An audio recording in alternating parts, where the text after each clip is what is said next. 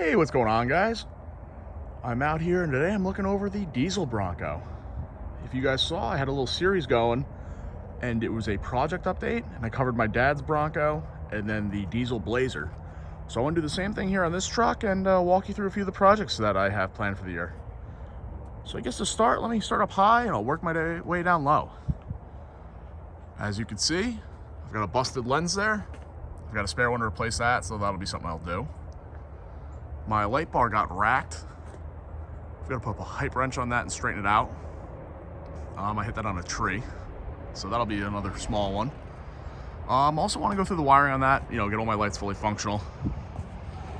Going back to the front, want to do a little bit of body work on some of my welds on this front bumper, clean that up a little bit.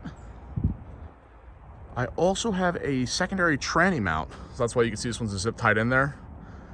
When I built this part of the bumper, I planned to put a second tranny cooler in here. And yeah, I'm gonna get that all finalized, make a nice bracket for it. And then I have a plug that I want to do coming up here. I'm gonna run these lights through the plug, the tranny coolers through the plug. And also I have some amber lights I want to put in here for turn signals. So yeah, I want it all to go through a plug so that I can just, pull the bumper off real nice and easy. Not have to chop all my wires. Other little things going on. This is my old tranny cooler. I want to run my power steering through that and also make a power steering reservoir. While we're on the power steering note, I want to go to a high flow pump and possibly like a auxiliary tank. So that's power steering. One thing I've noticed in some of my videos is this halo doesn't work here.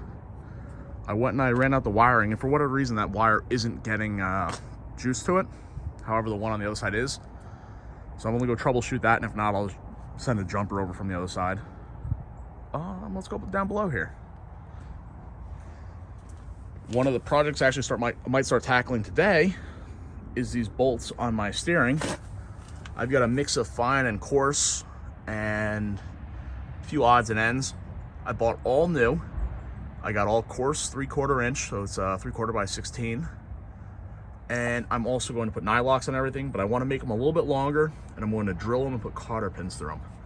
So I'm going to do that for these two, the one up top there, and then this one over here. So far these things look like they're holding up pretty well. Once I take them off though, I'll check everything out, see if it seems all nice and flexy and all that good stuff. So yeah. Eventually I'd like to get some new tires. These ones have a bit of dry rot, so I'm nervous about bringing them on the road. If I go with new tires, I might go to a more modern beadlock, step away from these 16.5 inch rims. If these were the right back spacing, I would probably keep these around, but I do have a 2-inch spacer in there. I don't particularly love that, so I would like to go to just a proper sized rim. All right, let's keep going around here. Body work. I'd like to dress that up a little bit there, repaint the back, dress it up.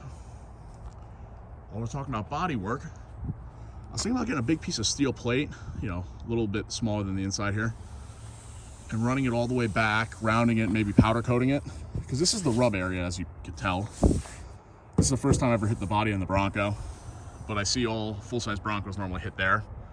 So I was thinking if I took a big piece of plate, like a big oval almost, that stretched this whole distance, maybe even cut it up nice here, and ran it back, if it would strengthen it and allow it to rub without crinkling everything in. My other thought is, if I need to, I can make kickers that go to the inner fender and possibly even the roll cage. So, just a thought I'm kicking around. Let's see if this thing's locked. It is, but let me bring you inside and I'll go through a few plans in here. Nothing major on the inside, but I need to get screws and also maybe some little brackets to mount them to, because these ones on the door panel broke off. That's on both sides. Also, my last wheeling trip, I broke off the plastic knob here for my doors. So I got new ones I just got to throw on. Again, nothing huge. And up top, I have a reverse camera that I'm going to replace my rearview mirror with. Just because the truck's so high, you really can't see much out of it unless it's like a school bus. So that's the plan up there. And maybe just a general detailing. You could tell even this door is like, not perfect, but it's a lot cleaner than the rest of my dash, so I might, you know, go through detail everything. I think that'd be nice. Going underneath here, I've got a little bit of leakage on two pretty much brand new seals. My transfer case output is leaking, and my differential pinion seal in the rear is leaking. So that might be a two birds with one stone kind of thing. I'll pull out that new drive shaft that's been holding up pretty well, knock on wood, and I will, you know, put new seals in the transfer case in the rear, grease that shaft up while it's out. We should be good to go. So those seals are on the way.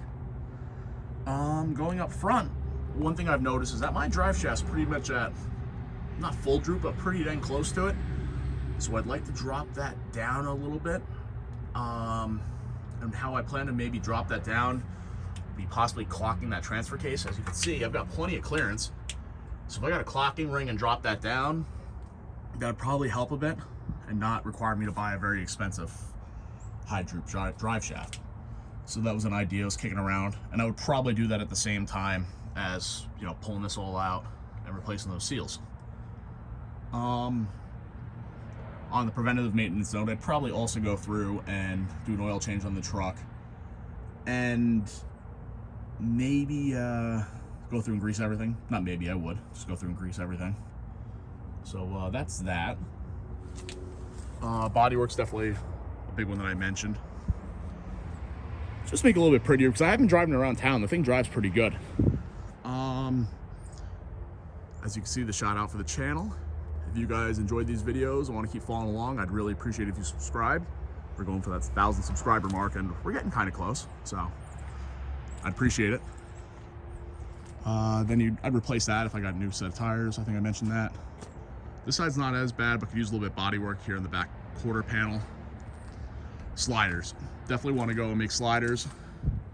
I'd probably use that rectangular tubing that I used up there on the front bumper. Turn it sideways, run it right across. I'd mount my step to it. That'll give me a bit of protection. And mirrors. I can keep hitting these every time I've been going out, so I've got a new set I got to replace them with. This one's not too bad, but the one on the driver's side actually broke the inner support, so it wobbles all over the place. And I think that kind of, you know, just clean up the truck and wash it. Some things I want to do before I get out wheeling like that. If you want to talk about drivability and maybe power, I had some thoughts of maybe kicking down my injector from a, I believe it's like a 180/30 to a like a 160/30.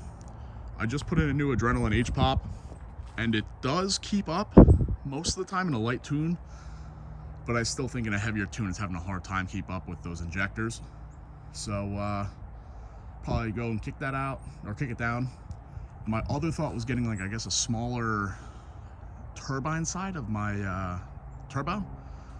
I think right now I have a 1-inch one, which is like the bigger option, and that I guess gives you more high-end spool up.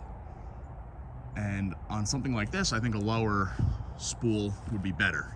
The truck's got a ton of pull up top, but down low it could be kind of like a little doggy until that turbo kicks in, especially if you're pulling up a hill, you get off the throttle and try to get back into it. It's hard to get that turbo to spool again. So if I were to do all that stuff, I'd do it at one time. Injectors, play with the turbo, and also I would do head studs. So I think that's about it for plans for the truck. You see Ben getting home in the back in his Mini. And yeah, if you guys have any questions or anything else you'd like to see me do to the truck this year, please let me know. Have a good day, guys.